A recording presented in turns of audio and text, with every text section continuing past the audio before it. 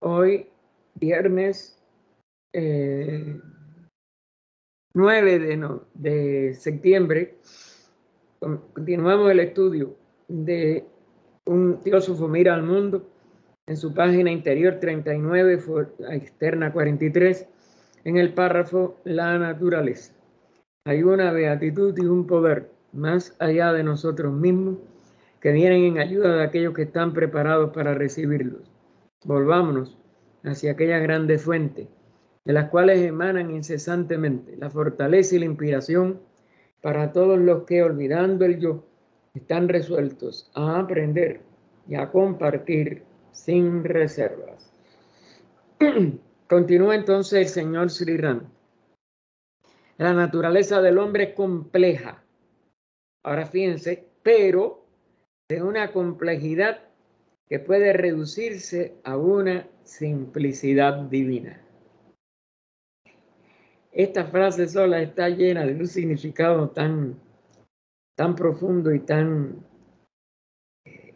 real en lo entrañable. Lo divino es siempre una simplicidad de siempre la unidad. Y sin embargo, en su manifestación puede aparecer como de una complejidad enorme. Y es así como aparece en los mundos manifestados. Es un ser mental, el ser humano. Es un ser mental en quien el proceso de diferenciación que constituye la mitad del ciclo de vida.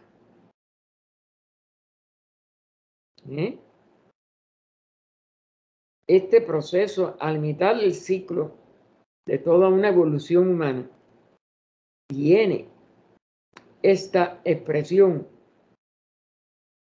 mental y tiene esta aparente complejidad y todo lo que surge de la mente es tan difícil de poder realizar a la luz de la realidad divina, de esa simplicidad o total unidad divina.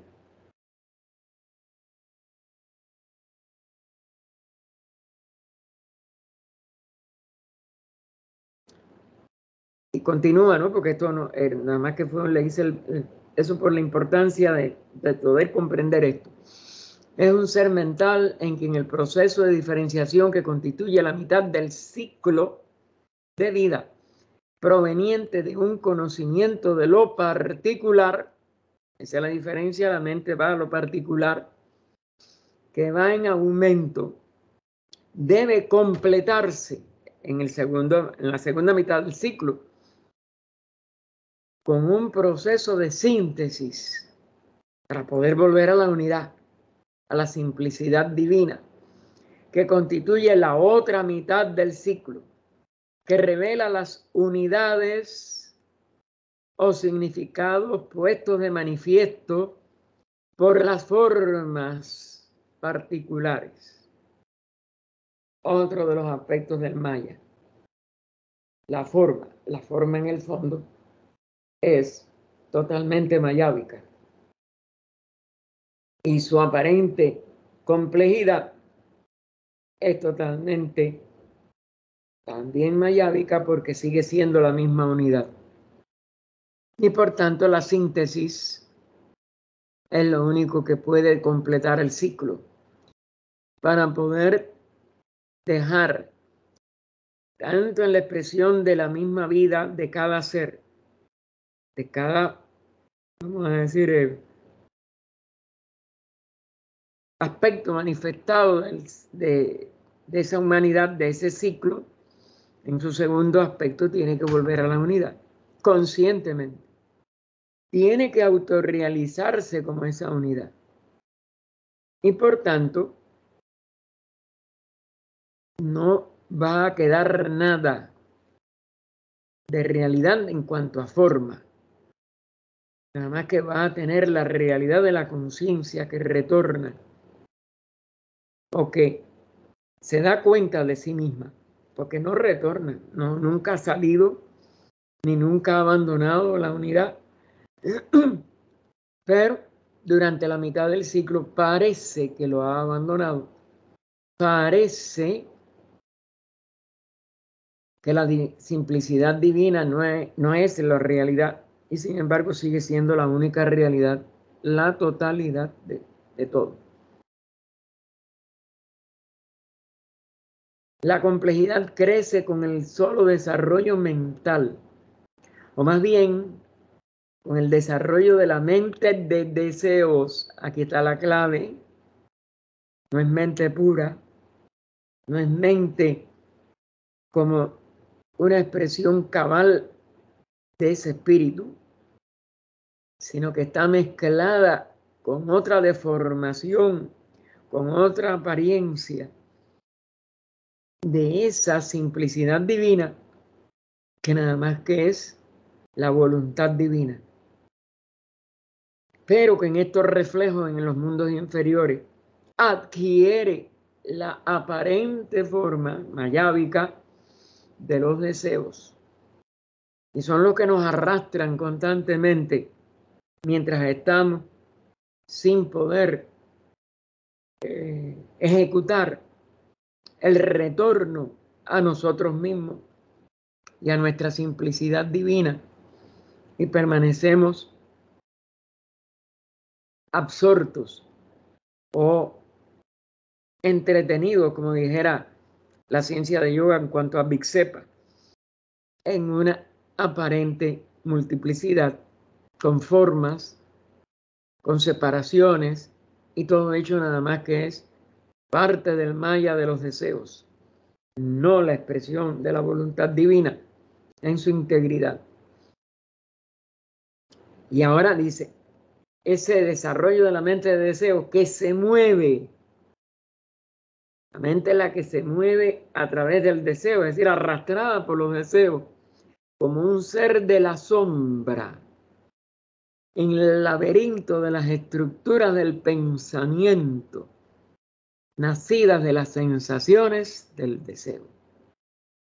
Qué manera de poder expresar una cosa tan profunda y tan significativa para lo que es todo este peregrinaje de la mónada a través de los mundos manifestados inferiores con forma y de su aparente complejidad, que crece, como dice ayer, con el solo desarrollo mental, más bien esa mente de deseos, que se mueve como un ser de la sombra en el laberinto de las estructuras del pensamiento, nacidas, esas estructuras, de las sensaciones del deseo. Pero el hombre encuentra al final, porque al fin y al cabo el ciclo se cierra en un retorno a sí mismo y al conocimiento de sí mismo dentro del mundo manifestado. Pero el hombre encuentra al final que el deseo en su proteica vestidura, porque cambia constantemente de forma, no es sino el generador del dolor. El deseo es una resultante de nuestra ignorancia, y de la ignorancia surge el dolor, el egoísmo de sentirnos separados y por tanto indefensos. Que retiene ese dolor, que retiene por los pies al ave inmortal que es él mismo y le impide elevarse al empirio sin límites del pensamiento y la acción divinos. Otra frase final de una realidad, pero de una belleza poética y verdadera, porque esto es poesía verdadera. Y es esa ave, ese Hamsa, que no puede, mientras esté sujeta a toda esta, a este malla de la mente de deseos, elevarse. Y ese es el pensamiento y acción divinos. Y es una unidad. Y es el empirio, lo más alto. Y lo que rige sobre todo, como es natural. La divinidad una. El hombre descubre entonces la verdad acerca de sí mismo.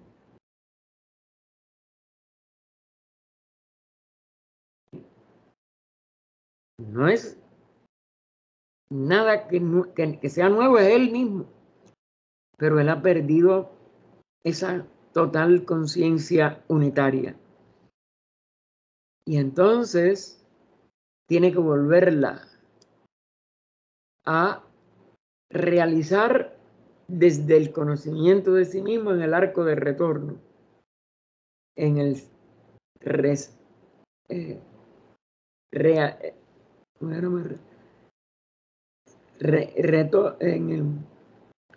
la reintegración a esa unidad divina. No es que se reintegre en un sentido, no ha salido de ella, pero la conciencia sí. Y como esa conciencia se pierde en el nivel de la mente de deseo, tiene que recuperarla en esta segunda mitad del ciclo de la manifestación universal. Este descubrimiento es un despertar a la verdadera existencia. La otra no es la realidad del ser. Una liberación de la ilusión de los sueños que ha estado soñando hasta ese momento y que para nosotros es nuestra realidad, en nuestra psique, en nuestra mente personal, en la mente de deseos. El pasado se borra entonces, porque presente, pasado y futuro, como tres aspectos de la manifestación, es también maya. Y por tanto, se borra. No es la realidad. Y sin embargo, nosotros ahora, en cada encarnación, en cada personalidad, el pasado pesa como una realidad total. Y no lo es maya. Por tanto, al regresar a la realidad y descubrir otra vez nuestra naturaleza y conciencia verdadera, esencial y eterna, el pasado cesa, porque él es parte del maya. Por eso pone Sri Ram, el pasado se borra entonces como un cuento que ha sido contado y ha terminado. Y al niño oyó la moraleja del cuento y ya el niño está satisfecho. El cuento ha terminado, el pasado desapareció. Un cuento en el que él, como ego puro e inmortal, no ha tenido más que un contacto indirecto. Mientras somos un ser personal en sucesivas personalidades, nuestro ego no ha tenido protagonismo verdadero. Su presencia inmortal, o más bien eterna, nunca ha sido sentida en conciencia vigilada, en conciencia personal. Y por ello nada más que ha habido contactos indirectos. El futuro se abre ante él ahora para escribirse en un libro que irá revelando la verdadera naturaleza del escritor, la individualidad. Por tanto tiempo negada y escondida, y que por fin se libera y ocupa el lugar que le pertenece. Esa verdadera naturaleza es monádica, no es ni individual. La esencia de ella es la vida una, total. Así que esa verdadera naturaleza es monádica en su simplicidad, porque representa el sumum de perfección, un orden divino abarcando todos los elementos del conocimiento adquiridos hasta ahora. Por eso entra en lo eterno. Y capaces de asimilar en su comprensión integral esa simplicidad divina todos los hechos y factores nuevos que puedan entrar en su esfera de acción. No hay nada en sí que pudiéramos llamar ni nuevo ni viejo. Salimos del tiempo, como lo conocemos en la personalidad y como lo vamos acumulando en lo que llamamos nuestro pasado.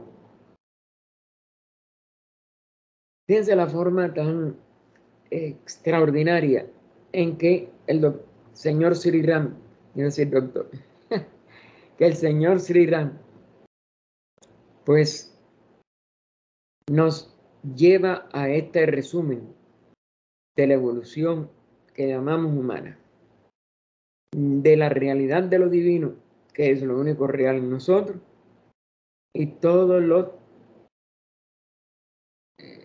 como dijéramos, superficial y de ningún valor en el fondo. O sí, el valor de que nos sirvió para nosotros poder hacer este proceso dual de la involución y la evolución, pero que en sí nada más que nos lleva a la realidad de lo que somos, quiénes somos, etc. Y ahí termina esta sección, que era la sexta. Y entonces entramos en la séptima, que es la lucha por la perfección. Otro de los aspectos de la vida manifestada, que en sí está en esa expresión y ese misterio de lo que es como eternidad, como lo que no puede variar, no puede moverse, no puede, como dijéramos, sufrir ni disminución ni aumento. Y sin embargo, en ese devenir de la manifestación, pues representa una necesaria capacitación de nuestra expresión manifestada que tiene que perfeccionarse. ¿Qué es esa perfección y por qué representa una lucha? Vamos a ver lo que nos dice. Todos los que nos sentimos conscientes de estar encerrados en un proceso del que nos sentimos incapaces de escapar. Esta es una de los, vamos a decir, de los aspectos que no podemos evitar de nuestra limitación de expresión personal, de los deseos que tenemos. No queremos estar aquí encerrados. Y sin embargo, esa es la decisión monádica para poder desarrollar en la manifestación nuestra capacidad de manejar toda la materia o todo el mundo manifestado. Y eso es lo que es Prakriti, la manifestación, a través de ese Purusha que todos somos. Y que todos esencialmente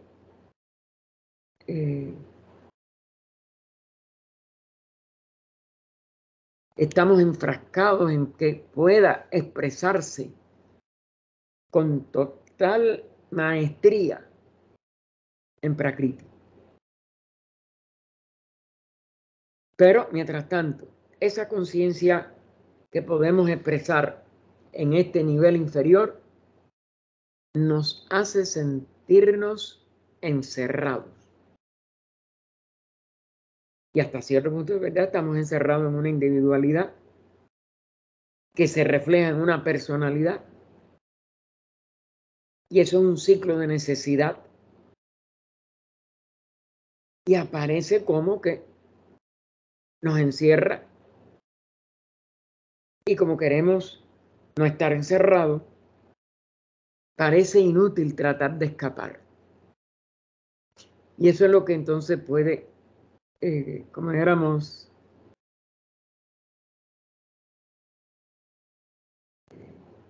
designarse o considerarse más bien, porque es una consideración de nuestras conciencias personales. Puede considerarse como una lucha y como algo insatisfactorio o como algo doloroso. Y sí, niveles de ignorancia, todo lo que es personal es doloroso y es verdaderamente imposible por la fuerza, eliminarlo. Así que la sensación de que somos incapaces de escapar, claro que es también valedera, relativamente hablando, mientras el proceso no se logre eliminar por evolución, por la perfección que llamamos a una conciencia totalmente evolucionada. Disculpen, porque es que está subiendo tanto la temperatura, voy a poner distinto esto.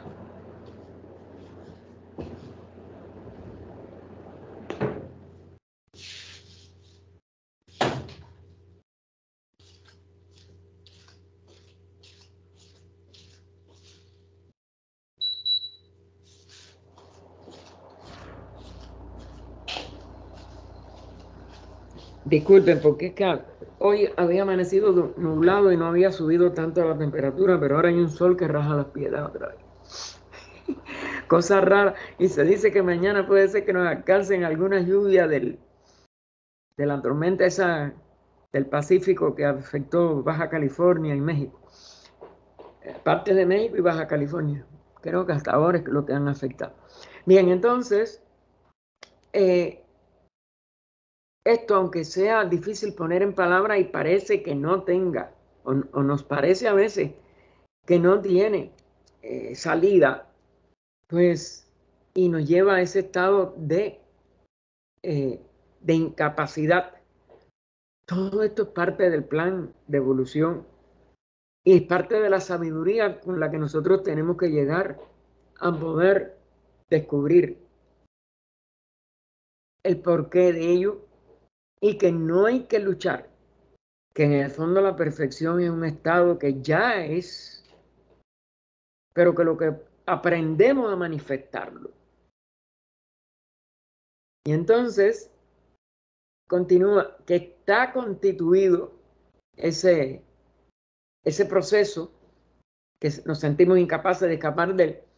Ese proceso está constituido por un cúmulo de circunstancias inciertas e inexplicables, es decir, de las cuales no tenemos sabiduría. Una transformación que perdura y parece no tener fin. No podemos menos que pensar en una meta. Es decir, bueno, si esto no puede haber sido siempre así, entonces tiene que haber un final. Y pregunta, ¿cuál es esa meta a la que debemos llegar? No es otra que la perfección, eso es lo que nos contestamos, o nos contesta más bien, según lo establece la teosofía. Pero, ¿la perfección de qué? Del hombre o de su universo. Como el hombre puede conocer solo su universo y siendo como es un ser de inteligencia muy imperfecta, nos damos cuenta en que sabemos hasta comparar los cocientes de inteligencia, en que unas personas aparecen con un cociente más alto, otros más bajo. Así que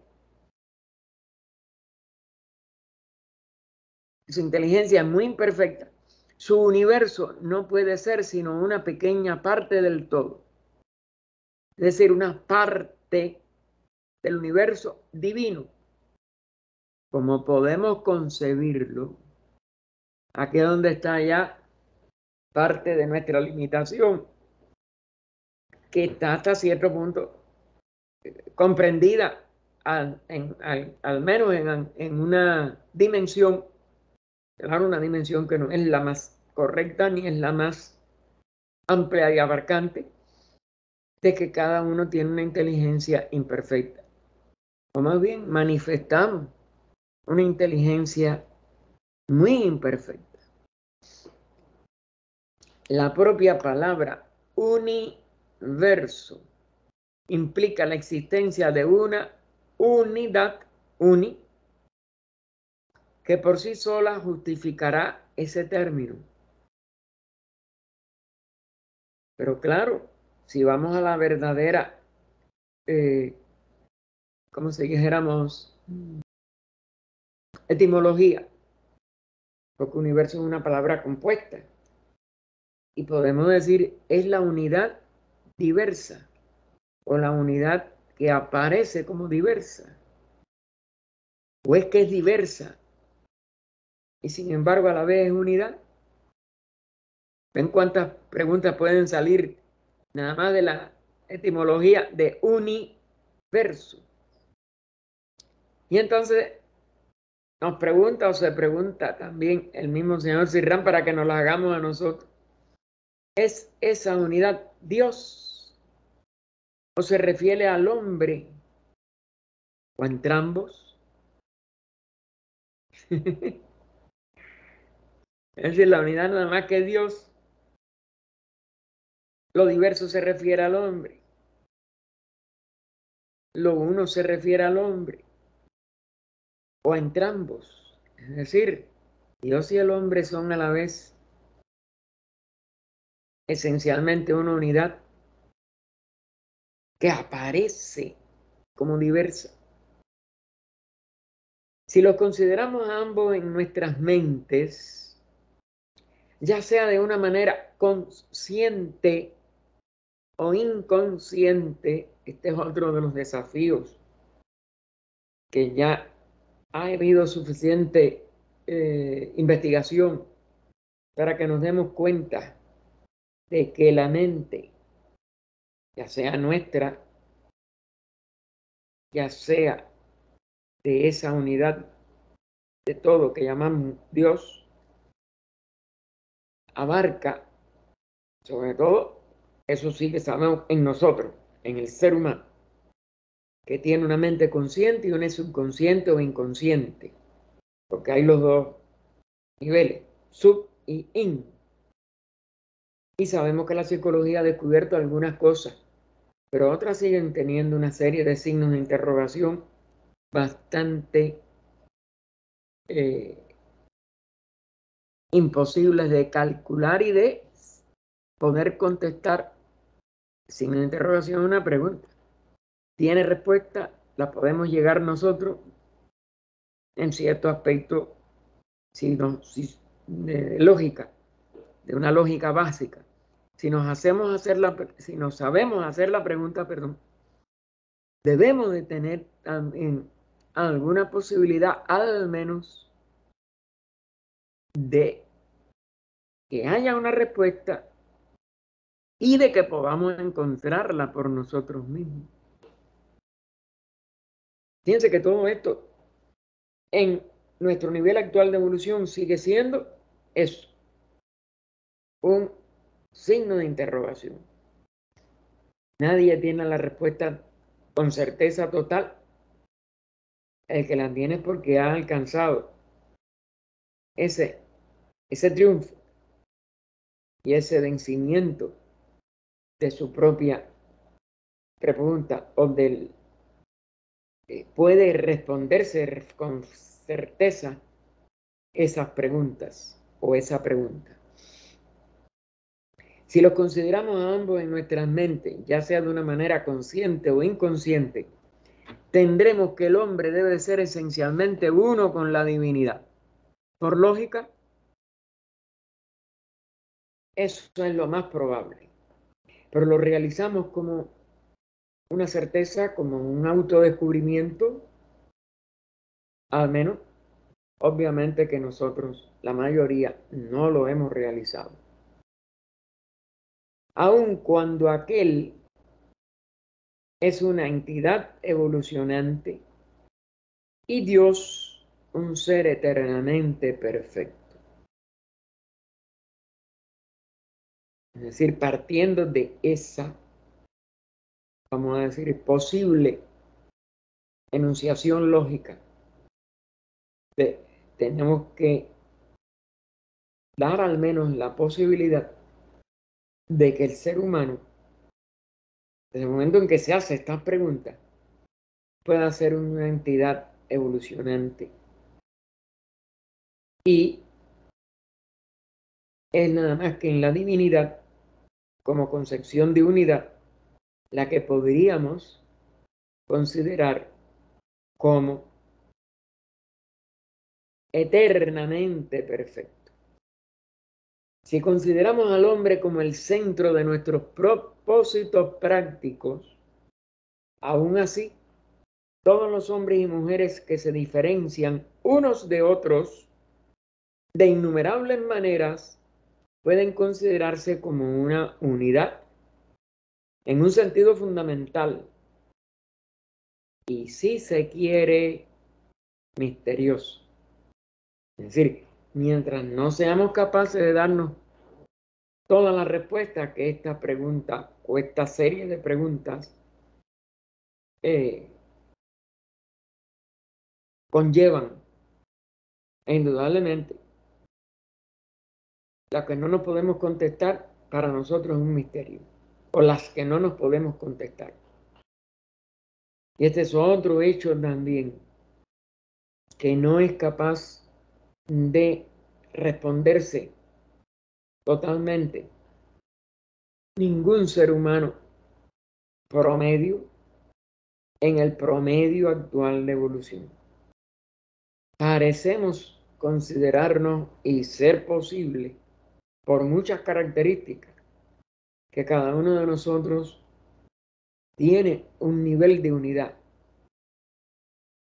pero ella es un misterio para nosotros. ¿Dónde está? ¿Cómo podemos ser conscientes de esta unidad? Y esa es parte del misterio de toda la vida. Y de que nadie haya podido ni convencer a los demás de su opinión, porque el misterio tiene que ser descubierto por cada uno, para que su realización pueda eventualmente descubrir toda parte de las preguntas o de las preguntas, si las pudiéramos considerar en singular, y por tanto que la respuesta sea totalmente convincente y solucionadora de todos los misterios. Es decir, un nivel de totalidad o de unidad total, para hablarlo de otra manera. Esta última idea de esta unidad fundamental, en sentido fundamental, aunque misterioso, la de considerar al hombre como centro del entendimiento, nos pregunta, o él se pregunta, o nos pregunta a nosotros, nos lleva necesariamente al sistema homocéntrico, es decir, que el hombre es el centro de todo. El universo físico, ya lo sabemos, no tiene su centro en la Tierra, ni en el hombre, aunque así lo creyó, o lo creen, porque todavía lo creen, la religiosidad prevaleciente a partir de la Edad Media hasta nosotros, por lo menos. Ustedes saben que hay quien niega todo otro tipo de posibilidades de creencia, etcétera, o nada más que la superstición de la mitología, como la presentan las distintas culturas mitológicas al ser humano. Pero eso no se considera hoy como digno ni de investigarse, ni de tratar de conocer algo más de eso. Pero indudablemente, sobre todo el cristianismo, aunque también el judaísmo, consideraban al ser humano como el propósito de la manifestación de Dios y de Dios mismo. Que Él crea al hombre a su propia imagen, etcétera, etcétera, etcétera. Y aunque haya distintas versiones de estos textos antiguos, tanto Antiguo Testamento como del Nuevo Testamento, pues parecen justificar de que eso es la única doctrina verdaderamente divina y verdaderamente religiosa.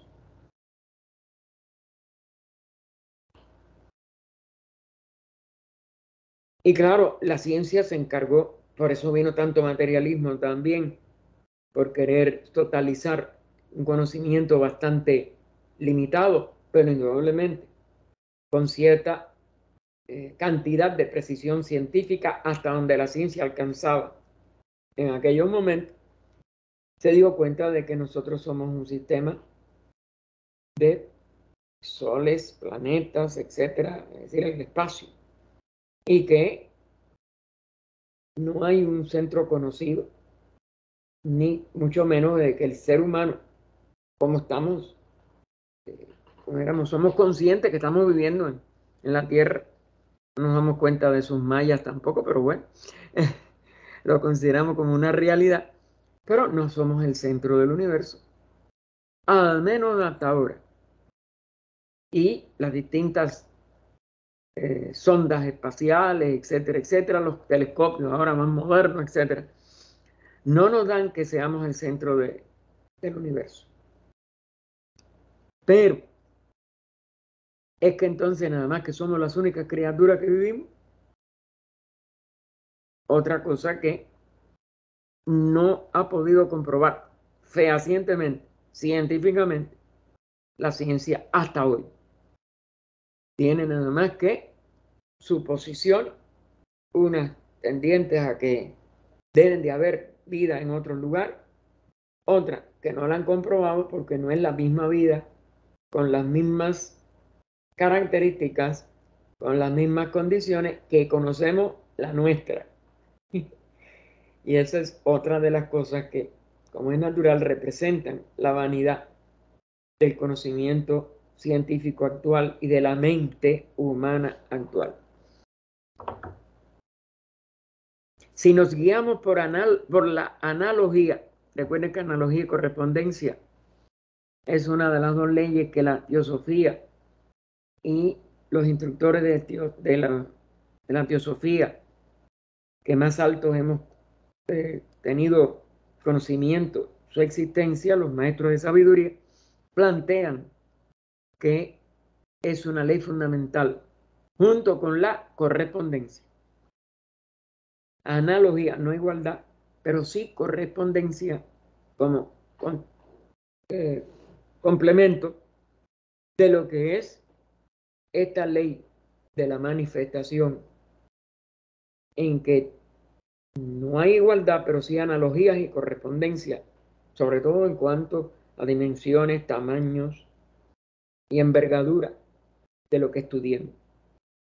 Si nos guiamos por la analogía en este asunto, el universo como síntesis viva e inteligible no puede girar alrededor del hombre, a menos que por hombre entendamos que hay algo en él que lo hace uno en esencia con los demás seres, en cuyo caso deja de ser el ego separado que cree ser y su yo individual viene a ser parte de un yo, todo con mayúscula, universal. Pero eso tampoco, al menos científicamente, al menos en la conciencia promedio que nos rodea, nunca se ha comprobado. Pero, ¿y si esa comprobación estuviera más allá eh, de la información que nosotros hemos tenido?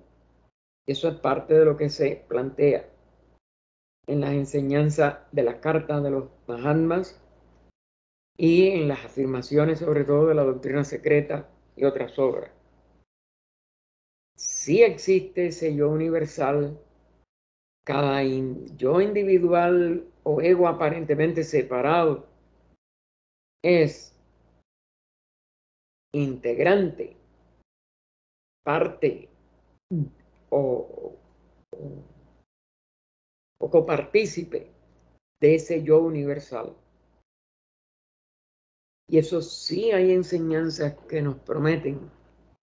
Es lo que cada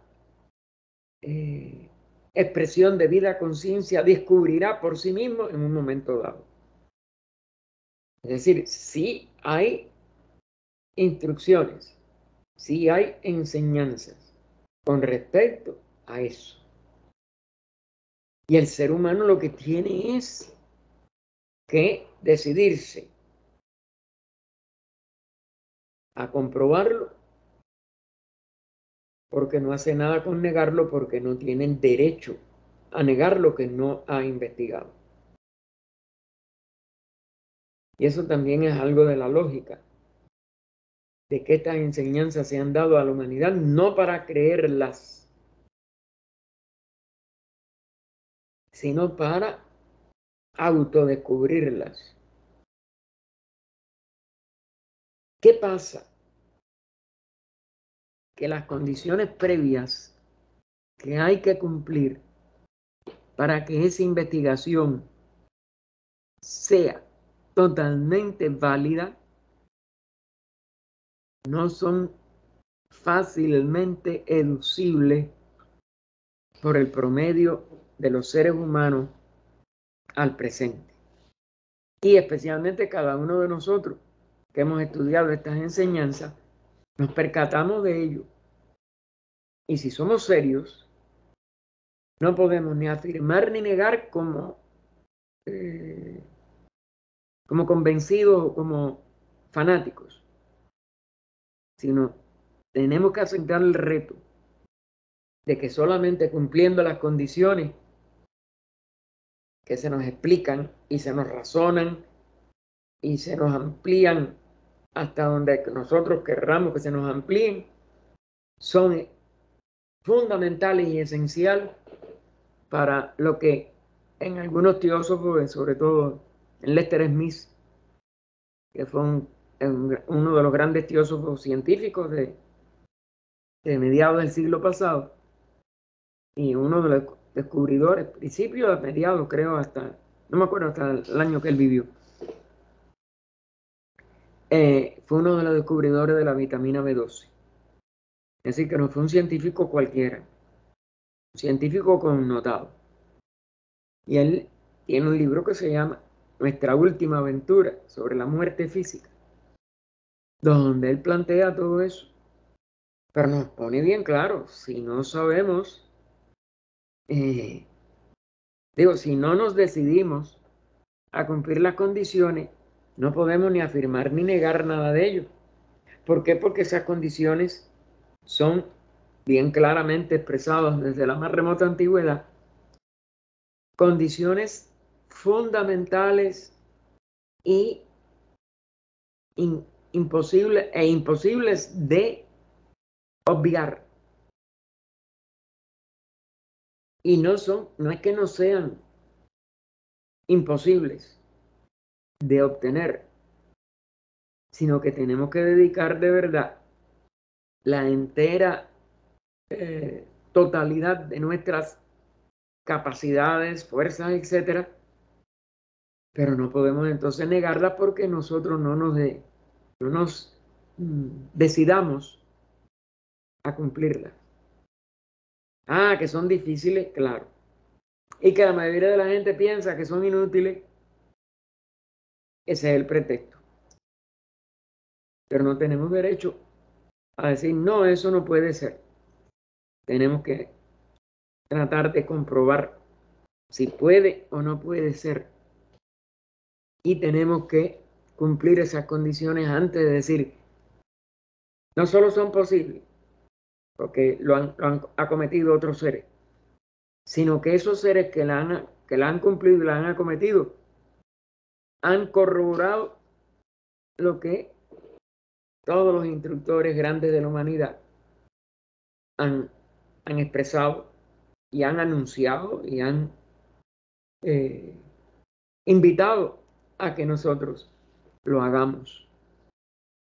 La perfección desde el punto de vista de la evolución universal es para todas cosas, la perfección desde el punto de vista de la evolución universal es para todas las cosas de la naturaleza, el hombre inclusive. Tiene que ser para cada tipo y especie de acuerdo a su forma individual, siendo la individualidad que constituye el prototipo esencial de cada uno, lo que está sujeta por depender de un complejo de factores a una evolución que tiende a un continuo mejoramiento en eficiencia y función. Hasta ahora vemos algunos aspectos que se perfeccionan en muchas formas de la naturaleza. Es decir, que desde donde estamos nosotros, desde donde está cualquier criatura, puede investigarse y verse cada vez un mayor por ciento de probabilidades de que exista un movimiento hacia la perfección. Perdonen, que es que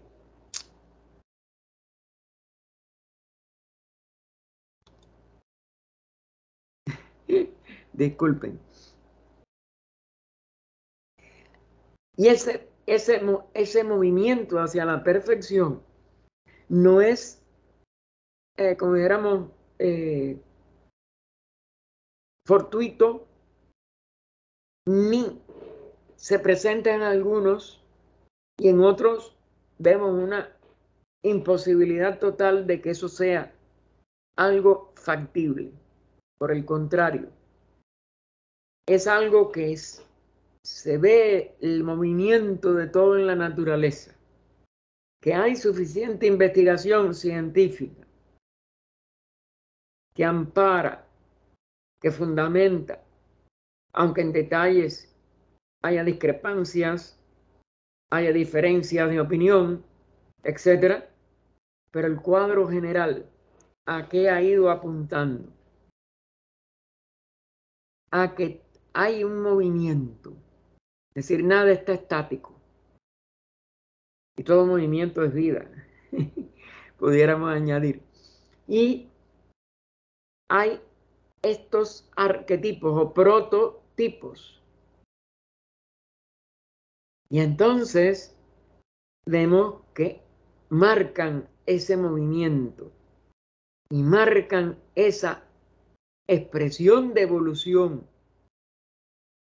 y un continuo mejoramiento, tanto en fósiles de pasados enormes, como en especies que todavía están con nosotros, como en especies extinguidas. Eso todo fundamenta un sentido que le dio, aunque se dogmatizó demasiado antes de mayores comprobaciones, a teorías como la de Darwin, que tiene sus puntos flacos, que tiene científicos mismos que nunca han aceptado en su totalidad, pero sí en muchas de sus partes. Que se queden signos de interrogación, igual que pasó hasta cuando vimos los párrafos anteriores, significa que hay inteligencia para preguntarse y para dudar, pero por tanto para seguir investigando. Pero nunca para negar a priori. No puede haber evolución, no puede haber cambio, ese extremo que fue el que sobre todo promovió y dogmatizó las líneas religiosas de la Edad Media, etcétera, indudablemente que tampoco son sostenibles a una inteligencia que aumente. Y sobre todo a cambios en la manifestación de la vida en toda la naturaleza, que por ciertos pasos al menos es tan brillantemente obvia que es imposible entonces negarla en su totalidad. Aunque todavía no hayamos llegado por lo y con, vamos a decir, y con explicaciones que la teosofía sí cubre, porque la ciencia se ha quedado sola en el mundo físico, como si fuera el único mundo, como si fuera el único escenario de cambios, y todas las doctrinas griegas, egipcias, indias, etcétera, más el actual movimiento que surgió de la que fue el de la sociedad teosófica en el siglo XIX, en pleno auge del materialismo y aparente triunfo del materialismo, que plantean una serie de soluciones a las preguntas cuyas respuestas no se encuentran en el materialismo o en el exclusivo análisis y estudio de los cambios en el plano físico. Es decir, que hay planos más sutiles, que hay cambios en esos planos, y eso viene no como una respuesta inventada, entre comillas, a las objeciones de la ciencia moderna, sino como parte de las enseñanzas desde épocas inmemoriales que en la antigua India, Egipto, Grecia, etcétera, enseñaron en zonas que no tuvieron nunca, ni en el mismo tiempo, ni en el mismo espacio, ni en posibles transmisiones directas, las mismas enseñanzas básicas y las mismas soluciones básicas a las preguntas que por analogía y correspondencia sí nos pueden llevar a la, a la ampliación de nuestras investigaciones, tanto en el campo teosófico puro de la sociedad teosófica fundada por H.P.B. y Olcott en el siglo XIX, como a investigaciones que en estos 2 siglos después, o en siglo y pico, después, 140 años, ya vamos a decir casi a siglo y medio, después de la fundación de la sociedad, pues nosotros hemos tenido que corroboran y abren el campo a seguir investigando y a seguir comprobando la realidad de este gran esquema de evolución, de que de los prototipos se llega a la realización plena de esa perfección divina y de esa unidad desde lo divino a cualquier expresión de las criaturas que vuelven a la unidad a través de su doble ciclo de evolución. El ciclo, la mitad del ciclo, como vimos al inicio de esta parte, y la otra mitad del segundo ciclo que vuelve a la unidad. Toda vida individual de cualquier clase sea, es el centro de un ambiente que actúa sobre ella de diversas maneras y que a la vez recibe la acción de esa vida. Es decir, que hay un intercambio constante, aunque este intercambio se lleva a cabo de un modo inconsciente, mientras no tenemos cierta evolución, le añadiría yo, hasta que alcanzamos la etapa del hombre. Y por eso el ser humano pensador, el ser humano serio, puede investigar por sí mismo todo ese intercambio, que no es nada más que un intercambio entre la vida de cada una de sus manifestaciones y el resto del medio ambiente que le rodea. Claro, ¿por qué es inconsciente hasta que alcanzamos la estatura humana? Porque de las criaturas que conocemos, recuerden que las que conocemos oficialmente, en las enseñanzas de la teosofía nos enseñan otras criaturas, pero bueno, el ser humano es el único que tiene mente autoconsciente y a la vez que tiene una conciencia de sí mismo, aunque sea a un nivel personal limitado y que se distorsiona por los deseos, etcétera, etcétera, es el único que puede empezar a investigarse. El resto nada más que expresa todo eso mismo como un impulso de la ley de evolución que llamamos en ellos el instinto, y que se comprueba porque tiene ciclos instintivos de reproducción, de alimentación, de todo ello, que el ser humano en gran medida, hasta cierto punto, limita por su autoconciencia personal y hasta cierto punto distorsiona.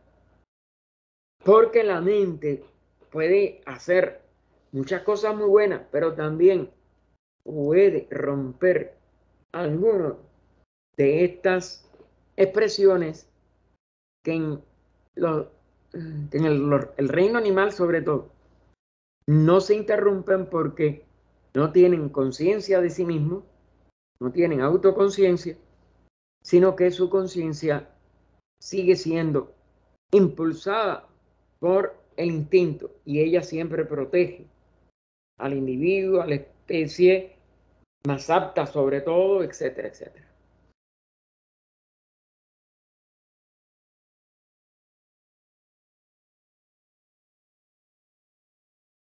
El hombre detenta la facultad superior de la acción planeada a través de su mente, consciente y colectiva. Por consiguiente, el proceso por el cual la naturaleza, como el impulso de la ley de evolución, personificada en esa naturaleza, el proceso por el cual la naturaleza impulsa su corriente de cambios y evolución, se apresura en el caso del hombre y además se acelera su voluntad e inteligencia. La voluntad es a través de la conciencia de sí mismo, como es natural, aunque no sea perfecta todavía, y se arrastre también por deseos. Pero ya hay una voluntad, porque es voluntaria hasta un punto.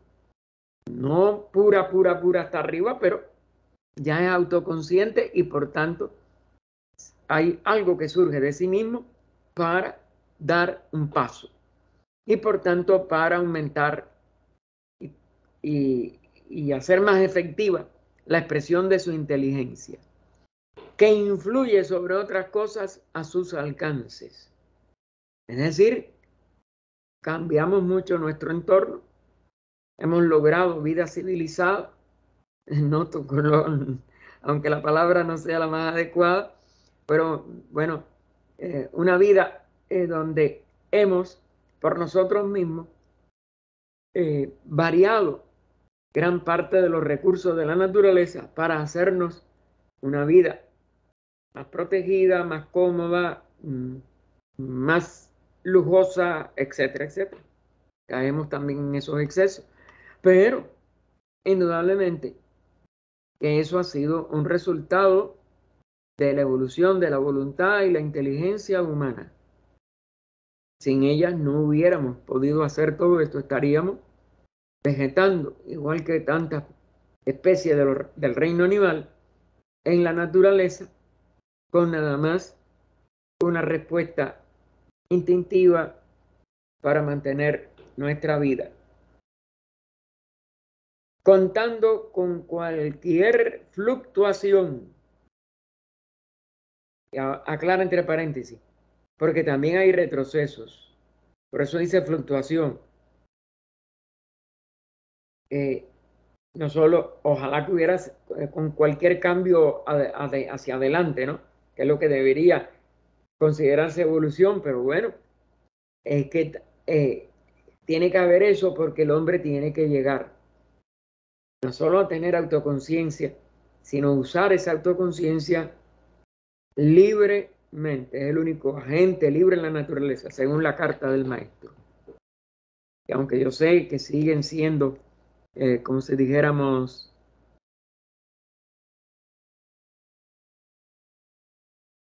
cuestionadas, porque no es, hay quien la niega, pero bueno, no vamos a decir negada. Bueno, hay quien la niega, pero si no al menos cuestionada, porque esa designación en la carta, no me acuerdo qué carta del maestro es, pero está bien claro. El hombre es el único agente libre en la naturaleza, a la vez que hay inteligencia propia, sentido individual de comportamiento, aunque no siempre se comporte correctamente, porque por eso es libre. Puede responder mal, puede responder bien. Eso da una capacidad que aunque ahora la ejerza incompleta y hasta torcidamente, va a llevar al ser humano de una manera u otra, tarde o temprano, a que pueda alcanzar por sí mismo la respuesta a todas las preguntas. Indefectiblemente, es ley de esta misma expresión de la naturaleza y de su esencial libertad total. Que tenga consecuencias no significa que no tenga la libertad. Que el karma, que la ley de equilibrio, reaccione ante una elección incorrecta del ser humano no significa de que esa elección siga siempre y esté enteramente siempre en sus manos. Que hay leyes superiores a la del ser humano individual, claro, es la ley total. Y por ello, esa ley que llamamos karma va a enseñarle dónde se equivocó y va a premiarle dónde acertó para que continúe ejerciendo lo mejor posible con el menor número de contratiempos, esa libertad que siempre existe. Que el hombre de poca evolución no tome a veces por temor, porque sentirse aislado, por sentirse indefenso, etcétera, etcétera, eso es otra cosa. Pero él tiene siempre la libertad de acción. Lo que a veces la emplea bien, a veces la emplea muy torcidamente.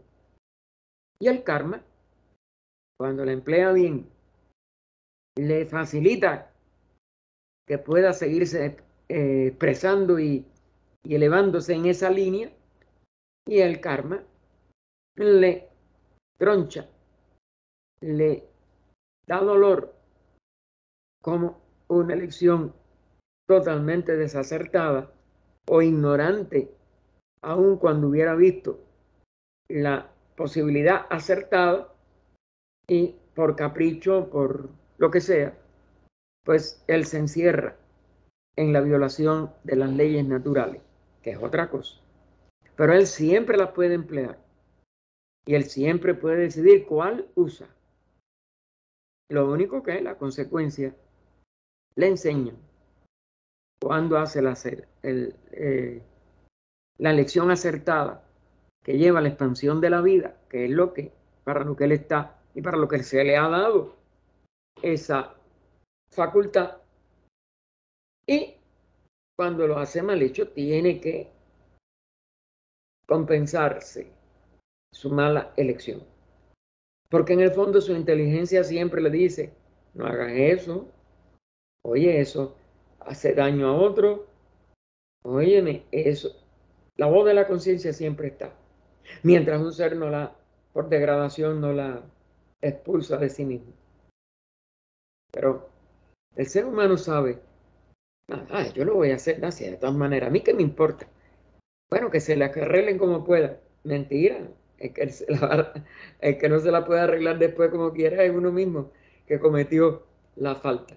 Pero existe una incapacidad de elegir siempre lo bueno, pero la persona tiene siempre las dos opciones y hay siempre una voz más alta que le dice, eso es lo bueno, hazlo. Ese es su ángel guardián. Y hay una personalidad que dice, que a mí qué me importa, yo eso, aunque pase lo que pase, que esto y que lo otro, porque somos atrevidos como personalidad, envalentonados, con que no nos va a pasar nada o que no me importa si me pasa, pero que a un gustazo, un trancazo, como dice mucha gente, etcétera, etcétera. Es decir, tenemos hasta dichos bastante palpablemente groseros y de desafío a las leyes de la naturaleza que nos tienen que traer pues malos resultados.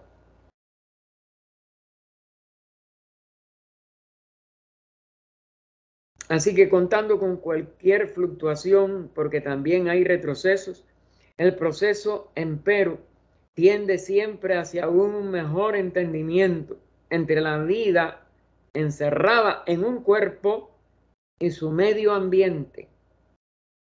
Es decir, siempre hay, consciente o subconscientemente o en cualquier nivel, una luz que muestre el camino, que el ser humano la siga o se empecine en no seguirla o no haya tomado verdadera consideración inteligente de las consecuencias. Bueno, hay muchas variantes. Esa mejor comprensión que busca llegar a un perfecto impulso se realiza mediante la lucha que vemos por doquier, en la que, como en la retorta del químico, a través ¿no? del fuego, la base desde el punto de vista del ocultista, que es el que estudia las causas ocultas, ahí dice oculista, no ocultista, se convierte en lo bueno y se transforma en lo que moralmente conviene para sobrevivir. Es decir, que tenemos el libre albedrío, tenemos siempre una luz en la oscuridad aún más densa que podamos nosotros autoencerrarnos, pero es un autoencierro y siempre hay aquello que viene sobre todo de las enseñanzas de los protectores de la humanidad, de la fraternidad de adeptos, para que podamos nosotros elegir siempre a través de todo lo oculto, a través de todo lo que es mucho más expresivo de la ley de evolución, que podamos escoger lo bueno. Entonces, ¿dónde está siempre como dijéramos, el signo ese de interrogación? Vamos a responder por lo más alto de nosotros mismos. Vamos a responder por la voz de la conciencia. Vamos a responder por la guía que desde la fraternidad de adeptos nos trata siempre de estimular lo que nos va a autorrealizar como seres divinos y como expresión de la perfección de esa divinidad y de esa unidad divina a través de la aparente diversidad. Siempre eso es una decisión que está a nuestro alcance y una decisión que nadie está absolutamente o irremediablemente entregado a lo inferior de sí mismo, lo que él siempre tiene. Mientras no lo expulse, vuelvo a ver, por maldades, por esto, lo otro, por empecinarse en hacer el mal o por indiferencia a no hacer el bien, porque hay en la expresión de la personalidad humana también esa tendencia en que la persona dice, ah, pues yo lo hago porque hacemos de la personalidad un caballito de batalla para poder predominar sobre otros. Sabemos que no lo vamos a lograr. Sabemos, hay algo en nuestro corazón que nos lo dice, pero no. La personalidad siempre se empecina. El empecinamiento personal es casi siempre totalmente imposible de triunfar sobre él, porque la personalidad todavía en el promedio actual de evolución es mucho más fuerte que la individualidad. Pero siempre hay y siempre está a nuestro alcance lo bueno.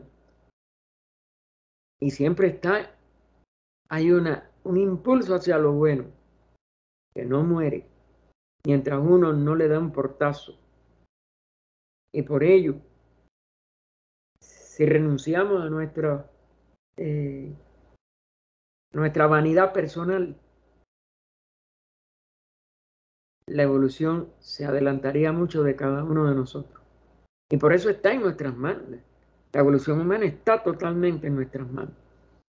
Pero entre los deseos de los cuerpos y nuestro enredo con ellos, y sobre todo, entre esa cosa de la personalidad, vanidad personal y expresión de autosuficiencia que la personalidad nos impulsa a que tomemos, radican la mayoría de nuestros contratiempos. O de estas fluctuaciones, como puso el señor Sri Ram anteriormente. Y continúa en el párrafo siguiente. Ya había llegado hasta ahí, ¿verdad? Sí.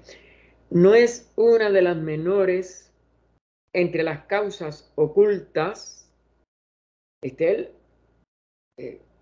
como si dijéramos, la guía infalible del ocultismo. Muchos de nosotros entramos y vamos a decir, de verdad nos maravillamos de lo que es la teosofía o cualquiera de estas cosas. Y después, muchas veces, sin embargo, nos entretenemos por las anteriores tendencias de nuestra personalidad antes de conocer la teosofía. Y ahí también siempre la persona que no elige lo más alto es porque algo de lo personal le impulsa a traicionarse a sí mismo.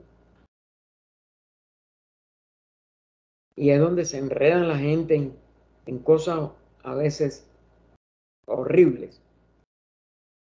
Pero no porque no tengamos la ayuda de los grandes seres, no tengamos inspiraciones de los grandes seres, etc.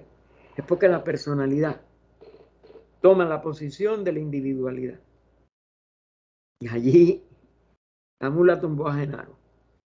Así que no es una de las menores entre las causas ocultas, aquella que se encuentra en lo que denominamos el alma del hombre, esa alma superior que no es la personalidad, sin la cual todo hombre tomado como individuo no sería sino un producto perecedero. La personalidad siempre es mortal y perecedera, y una criatura a merced del ambiente. Le echamos la culpa al medio ambiente, le echamos la culpa a que predominó un adoctrinamiento de los padres, de los profesores, de los curas, o de ministros religiosos, de lo que sea. Si siempre nos determináramos a seguir la luz interna, nada de esta cosa triunfaría la personalidad.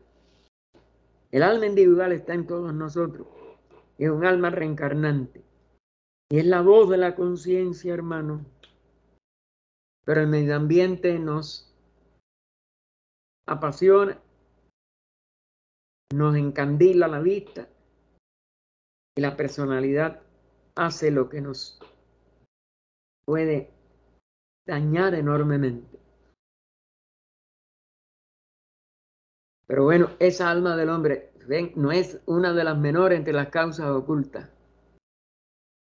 Y está en esa alma humana, sin la cual todo hombre tomado como individuo no sería sino un producto perecedero. Se convertiría en nada más la personalidad del cerebro y de los sentidos. Y una criatura a merced del ambiente. Nunca estamos a merced del ambiente. Es que nos dejamos arrastrar por falta de poner freno a los apetitos de nuestros cuerpos, que nos damos cuenta que no, en algún nivel siempre hay, no, esto no, esto no. Incapaz de ejercer sobre ninguna otra influencia que la que el propio ambiente le hubiese dispuesto. Es verdad que el medio ambiente del Kali Yuga y de la actual crisis de civilización, etcétera, es más intensa, correcto. Pero la voz de la conciencia siempre está. Y cualquiera que ha tenido 20 caídas o 20 errores, uno dice, no, sí, yo tuve algo, pero no le hice caso. Yo tuve un momentico y después dije, no, que da lo mismo. La personalidad siempre tiene esa salida. Pero no estamos de verdad a merced de nada. El alma siempre está allí. Así que, pero el hombre es algo más que el medio ambiente. Acerto que podemos constatar cuando contemplamos a esos hombres de la historia. Lo pone con mayúsculas. Extraordinariamente grandes y especialmente a los grandes maestros espirituales como Cristo y Buda, que son las dos figuras de mayor peso histórico, porque vienen de esa menor antigüedad de 2500 años, 2500 Buda, 2000, un poquito menos, pero no los 2000 exactos de ahora, sino unos 2100 años de Jesús llamado ahora el Cristo. Claro, hay en las tradiciones de la India la figura de Krishna, de Krishna. Yo te iba, perdón. Dime. No, te iba a preguntar si Krishna no estaba junto con ellos dos. Pero es muy anterior. Sí. Es del 4142 a.C. que él muere. Sí, sí. Y es el inicio ya de Kali Yuga, ¿no? del Kali Yuga. Entonces, gracias. ¿qué puede? No, por nada, Jimena, por Dios. Acuérdense que ustedes siempre pueden hablar, ustedes se quedan callados y yo tampoco voy a estar cuqueando. Porque entonces adelantamos menos y este es un estudio semanal y en ese aspecto yo sigo, pero fíjate que nada más que oí y yo enseguida, acuérdense que ustedes no tienen nunca que tener ninguna retranca, ninguna palanca de retroceso que les impida hablar. Hablen y pregunten y comenten. ¿Por qué? Para mí eso es esencial, porque la mentira uno después se lo olvida. Y después a veces uno pierde la oportunidad de aclarar algo que no lo tiene claro. Por eso no lo cita aquí el señor Sri Ram, porque es verdad que su figura como historia está muy enredada en la mitología de la antigua India. Así están enredados Cristo y Buda. Bueno, cuando hablamos de Gautama, como este Buda, porque recuerden que el término Buda es genérico, y aún el Cristo es genérico, es la verdadera expresión de la conciencia universal de amor y de unidad. Pero Jesús fue el que expresó ese Cristo Indudablemente, las dos figuras en su verdadera historia oculta, ¿no?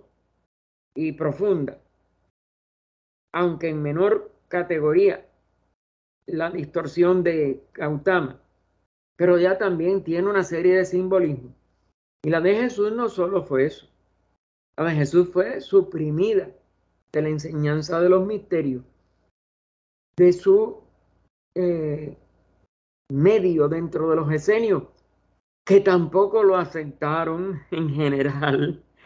Recuerden que cuando de verdad, y por eso nosotros la tenemos con 100 años, o 105 años para ser exacto, de acuerdo a las enseñanzas de Isis sin velo, que fue donde primero HPV lo puso, y que Annie Besant lo tomó para el cristianismo esotérico, y Leadbeater lo narra en otra de sus obras, y así sucesivamente.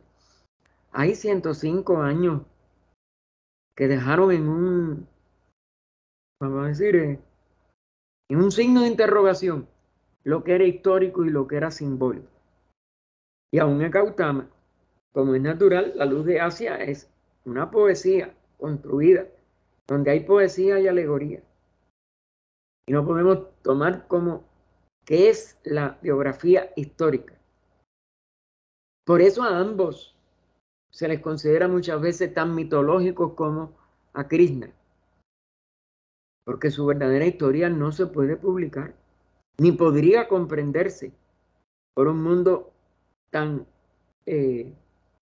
erráticamente materialista como el de los últimos 2100 años de la historia humana, indudablemente. Y les costó a los que de verdad mantuvieron sus enseñanzas en su pureza, a casi todos les costó la vida. Muchos de los del primer siglo después de su vida, pues junto con Nerón y los leones perecieron en el circo romano, y después la Inquisición se encargó de lo demás, Hipatia igual, etc. Esas eran las verdaderas enseñanzas y tenían el conocimiento exacto dentro de sus cánones esotéricos de muchos hechos de esas vidas, o por lo menos de la ley, como ellos desarrollaron esa vida superior, ese principio de amor de unidad crístico del alma verdaderamente superior humana, que es lo que es. Y esa es también las diferencias hasta de nomenclatura entre Cristos, Crestos, etc. Todo eso tiene esos misterios del desarrollo del alma superior del ser humano. Y eso va a seguir siendo un misterio, porque cada uno de nosotros lo tiene que hacer por sí mismo, porque ninguna narración nos da cómo eso se realiza. Y por eso la teosofía tiene este reto. Podemos leernos no solo este libro y 10.000 libros como este, 14 veces estudiar la misma doctrina secreta, o 15, o yo no sé, las veces que la he estudiado, y seguir siendo crasos e ignorantes de lo que esto es. Tenemos una ignorancia crasa como realización, y seguimos confundiendo nuestra personalidad con la individualidad. Y por eso nos seguimos equivocando.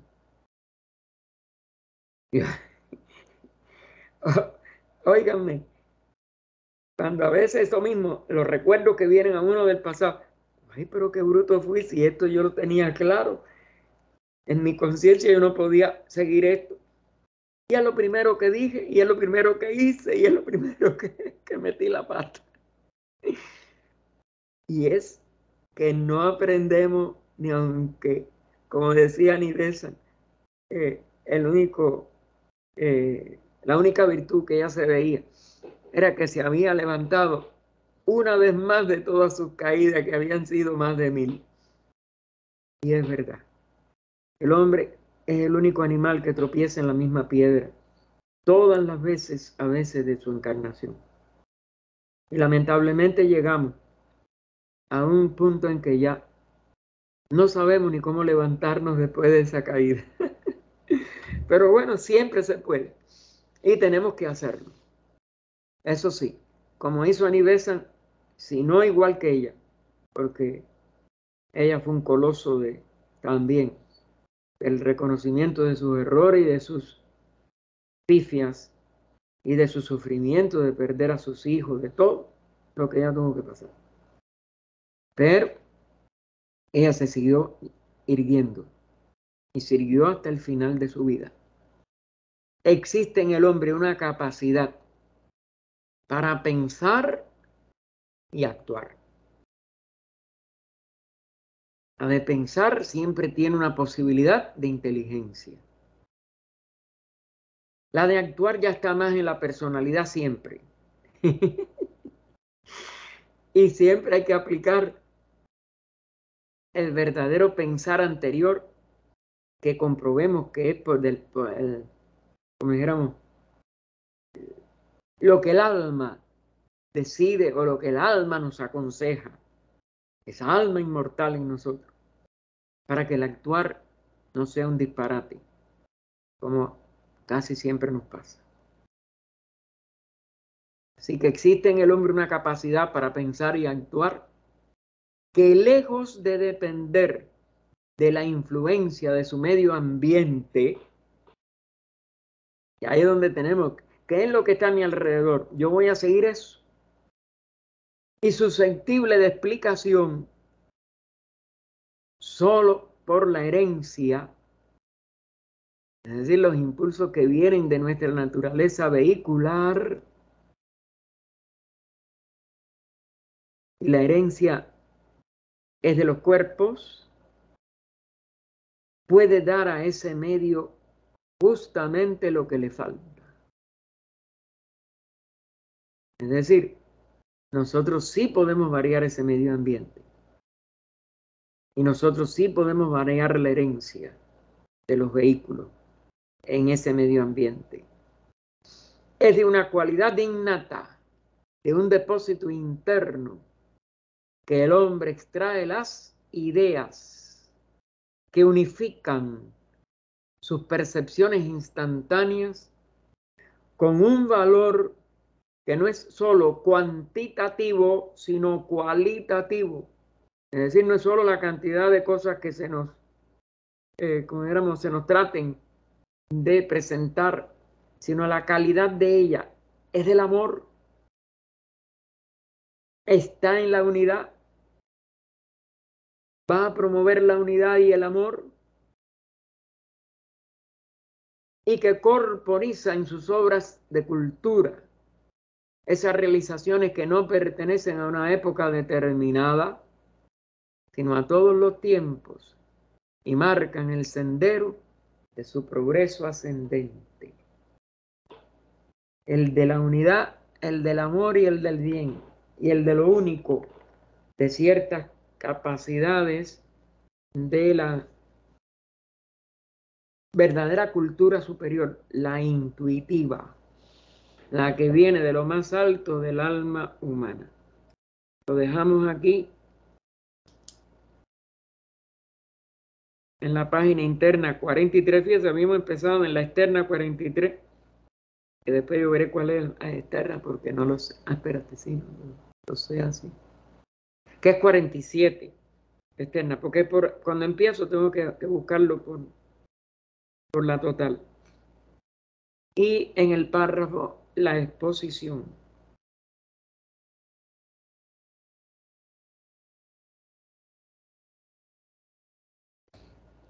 Oh vida oculta que vibras en cada átomo, oh luz oculta que brillas en cada criatura, oh amor oculto que solo todo lo abarcas en la unidad, que cada ser que se sienta uno contigo, sepa que por lo tanto es también uno con todos los demás. Paz, paz, paz a todos los seres. En una hora, hermanos, nos vemos en el estudio de la ciencia de yoga del Dr. Tanya. Gracias, Gaspar. Gracias a usted.